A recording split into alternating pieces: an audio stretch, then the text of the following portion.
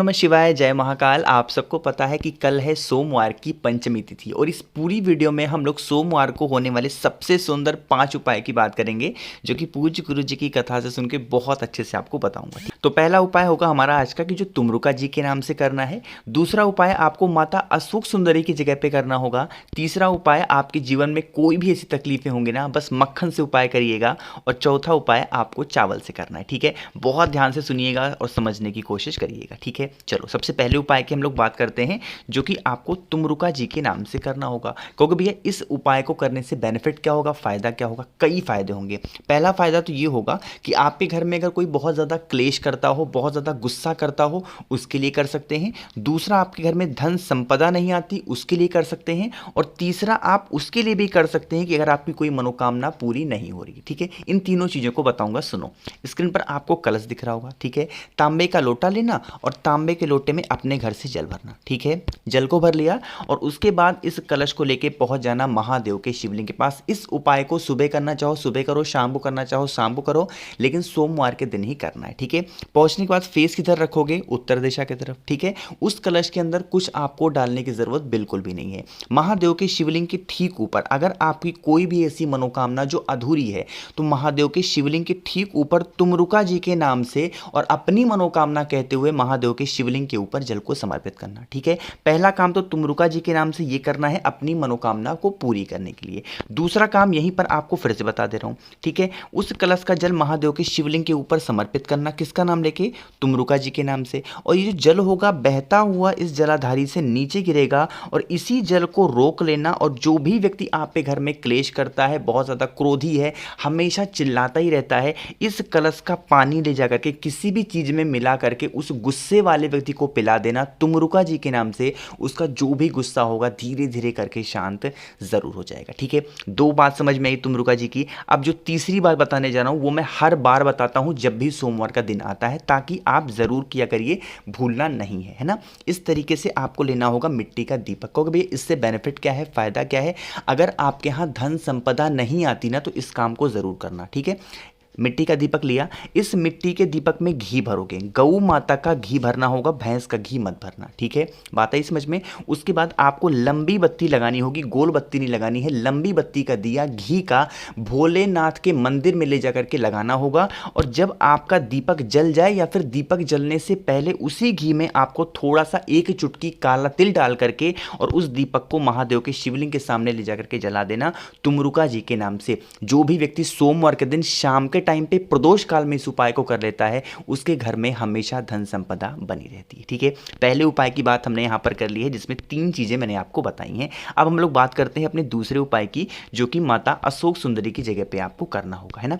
देखो, बहुत ही आसान सा उपाय है, सिर्फ समझने की बात है। ठीक, देखो स्क्रीन पर क्या दिख रहा है, यहां पर आपको दिख रहा होगा बेलपत्र, है ना। कितनी बेलपत्र चाहिए? मात्र 1 बेलपत्र की जरूरत होगी, ज्यादा नहीं लेना। ठीक है, आपको एक ऑप्शन दे रहा हूं, आपकी इच्छा हो तो बेलपत्र को सादा छोड़ सकते हो, या फिर आपकी इच्छा हो तो इस बेलपत्र पर कोई भी लाल या फिर पीला चंदन लगा सकते हैं। ठीक है, ये आपकी इच्छा है। इस एक बेलपत्र को लेके शाम के टाइम पे प्रदोष काल में, ठीक है, कब? शाम के टाइम पे प्रदोष काल में सोमवार के दिन महादेव के शिवलिंग के पास पहुंचना। ठीक है, पहुंचने के बाद यहां पर आपको 2 चीजों को फॉलो करना होगा। पहली चीज, जो एक बेलपत्र आपके हाथ में है ना, उस एक बेलपत्र को अपनी मनोकामना कहते हुए, अपनी विशेष को कहते हुए माता अशोक सुंदरी के स्थान पे समर्पित करना। जब हम माता अशोक सुंदरी के स्थान पे बेलपत्र को समर्पित करते हैं तो बिल्कुल सीधा सीधा रखना चाहिए, उल्टा नहीं रखते, बिल्कुल सीधा सीधा रखना।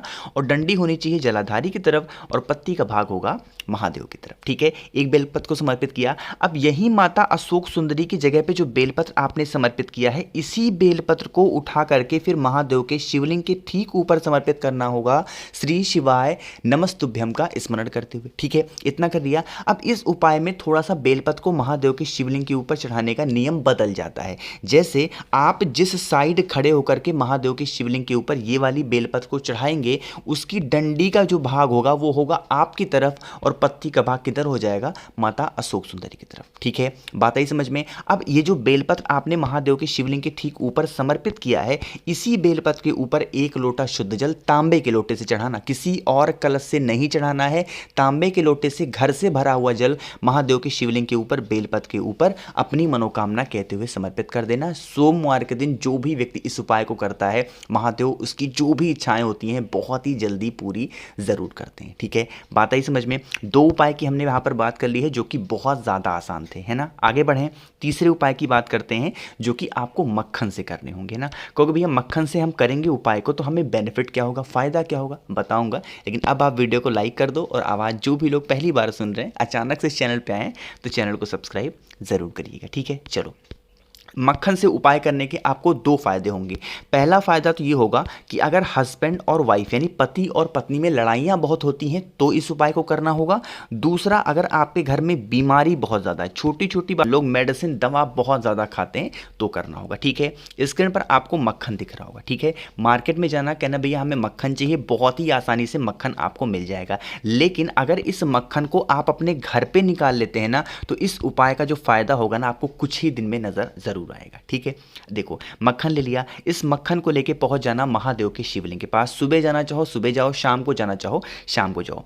पहला जो काम आपको बताने जा रहा हूं कि अगर हस्बैंड और वाइफ में लड़ाइयां बहुत होती हैं, छोटी छोटी बातों को लेके आपस में भिड़ जाते हैं, लड़ जाते हैं ना, तो क्या करना होगा, उस मक्खन को, ये जो माता का हस्तकमल आपको दिख रहा है, कटी भाग दिख रहा है, यहां पर अच्छे तरीके से उसी मक्खन से लेपन करेंगे और माता से प्रार्थना करेंगे कि हमारे घर में लड़ाइयां बहुत होती हैं छोटी छोटी बातों को लेकर के, आप जो भी व्यक्ति लड़ाइयाँ करता है आप उसके दिमाग को सही कर दे महादेव, इस तरीके से प्रार्थना करना। और उसके बाद 1 लोटा शुद्ध जल महादेव के शिवलिंग के ऊपर श्री शिवाय नमस्तुभ्यम का स्मरण करते हुए या फिर हाटकेश्वर महादेव के नाम से समर्पित कर देना। ठीक है, ये तो मक्खन वाली बात समझ में है जिसके यहाँ लड़ाइयाँ बहुत होती हैं हस्बैंड और वाइफ में। दूसरा, आप कहोगे भैया आपने बीमारी के लिए भी कहा था, तो देखो बीमारी के लिए भी आपको इस उपाय को करना होगा। जो आपके हाथ में मक्खन है ना, उस मक्खन का लेपन पूरे शिवलिंग पर अच्छे तरीके से करेंगे, जितना ज़्यादा आप कर सकते हैं।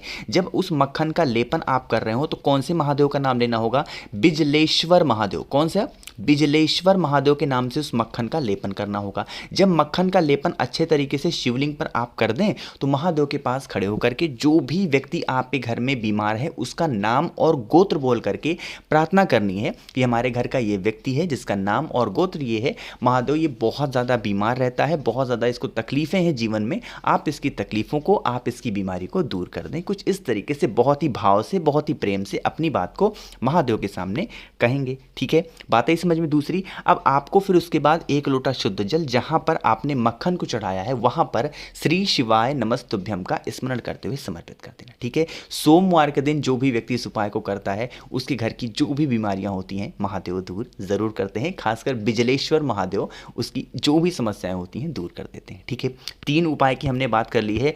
चौथे उपाय की हम लोग बात करते हैं जो कि बहुत ज़्यादा इफेक्टिव है, बहुत ज़्यादा आसान उपाय है। आपकी कोई ऐसी मनोकामना जो बहुत दिन से अधूरी है ना, पूरी ज़रूर हो जाएगी, करिएगा ज़रूर।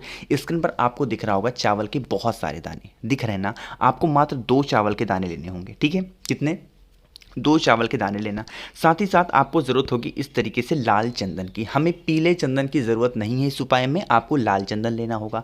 लाल चंदन को ऐसे सूखा नहीं लेना है, अगर आपके पास सूखा लाल चंदन है इसको किसी भी चीज़ में अपने हाथों पे ही रगड़ेंगे थोड़ी देर तक, उसके बाद पेस्ट तैयार करेंगे। ठीक है, बात आई समझ में। अब देखो फिर लेना इस तरीके से तांबे का लोटा और इस तांबे के लोटे में अपने घर से जल भरना और जो 2 चावल का दाना मैंने दिखाया, 2 चावल का दाना डालना और साथ ही साथ जो थोड़ा सा मैंने आपको लाल चंदन दिखाया वो डालना। ठीक, कहोगे भैया क्या इस उपाय को हम कौन से दिन करेंगे, देखो इस उपाय को आप चाहे रोज करें, मैं अपना आपको बताऊं, मैं ये काम डेली करता हूं। 2 चावल के दाने डालूंगा, थोड़ा सा लाल चंदन डालूंगा और महादेव को चढ़ाऊंगा। ठीक है, आप चाहें तो सोमवार टू सोमवार नियम बना लें या फिर चाहें तो डेली का नियम बना लें, ये आपके ऊपर है ना।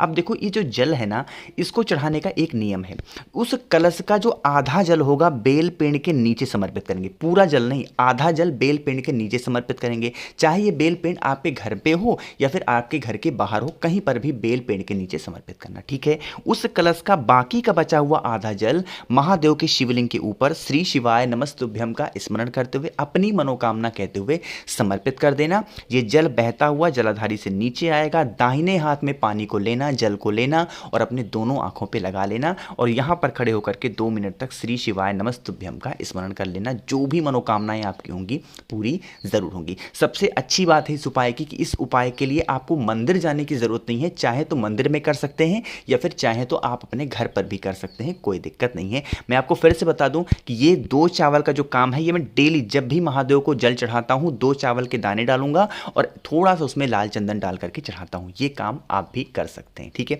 मैंने आपको बहुत सारे उपाय बताए, बहुत ही प्यारे प्यारे बताए। तो वीडियो अगर आपको पसंद आती है तो लाइक ज़रूर किया करिए। कुछ पूछना हो, नहीं समझ में आता, नीचे कमेंट में पूछा करिए। फ़ोन पे बातें करनी है तो इंस्टाग्राम पे फॉलो कर लो द नेचुरल प्लैनेट 108। आवाज़ जो भी लोग पहली बार सुन रहे हैं चैनल को सब्सक्राइब ज़रूर करिएगा। ओम नमः शिवाय, जय महाकाल।